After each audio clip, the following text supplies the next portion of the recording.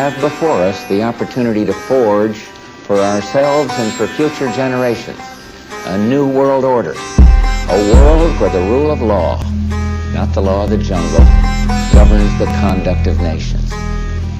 When we are successful, and we will be, we have a real chance at this new world order, an order in which a credible United Nations can use its peacekeeping role to fulfill the promise and vision of the UN's founder.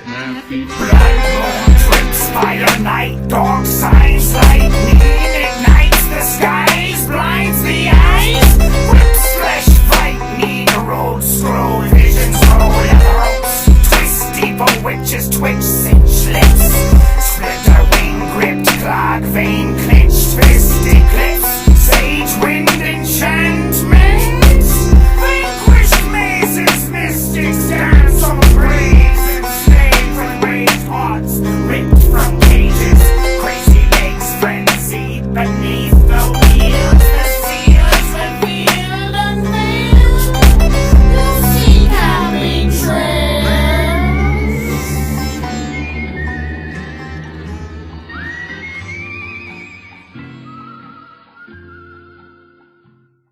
If you read the writings of people like Barbara Marx Hubbard, one of the wealthiest women in the world, she ran for the Democrat nomination for the vice president in 1984, and you read her book, The Revelation, the book of co-creation, she talks about the necessity of killing a quarter of the population of the world, those who will not evolve to a higher level of consciousness. And as she says in her book, she said, that's not your job to do the killing, that's ours, for we are the riders of the pale horse death, referring to Revelation 6:8.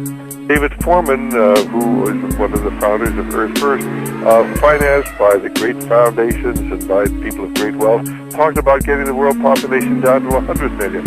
All they need is enough people to serve them and their desires. These are the elitists. They have a different worldview. Do you really want to have them controlling your destiny and the destiny of your family? One is maintain the world population at 500 million in constant balance with nature, which doesn't sound too bad until you realize that we've got over 6 billion people in the world, and if we're going to maintain the world population at 500 million in constant balance with nature, we're going to have to kill off about 90% or more of the world's population. Today's population is 6 billion. They want to maintain humanity under 1/2 billion. Looks like a lot of people got to die for their plan to work, which is, by the way, the plan. Jacques Cousteau said we'd have to eliminate 350,000 people a day. 1/3 of a million people a day would have to be eliminated to save Mother Earth. Bill Clinton said we need to reduce the population of the Earth to 1 billion. There are a lot of folks who would like to reduce the population of the Earth. A magazine called the Omega Letter says that there is only one obstacle to world unity: Christianity. It goes on to say that Christianity claims supernatural knowledge and divine revelation, and therefore should not be tolerated. Gus Hall, the former leader of the Communist Party in America, said, "I dream of a time when the last congressman is strangled to death on the guts of the last preacher. And since the Christians love to sing about the blood, why not give them a little of it?" A New Age group calling itself Solar Questers writes, "These are wondrous times because the world has gone through this terrific experience as it spins slowly back to its rightful orbit in the position that it should be in the heavens. And as this happens more and more comfort and well-being will come upon this world, and those who hinder will be removed, liquidated. They must be wiped clean off the face of the earth." Ruth Montgomery, sometimes referred to as the herald of the New Age, said, "Millions will survive and millions won't. Those who won't will go into the spirit state because there is truly no death."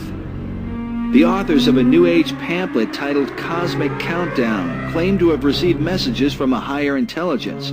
The pamphlet says the world should be forewarned to be on the lookout for the decimation of populations.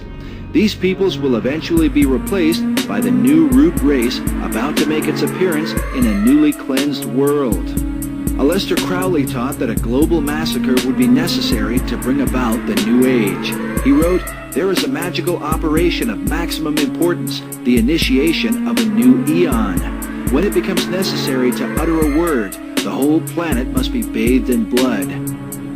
Before man is ready to accept the law of Thelema, or will, the great war must be fought. This bloody sacrifice is the critical point of the world ceremony of the crowned and conquering child as Lord of the Eon.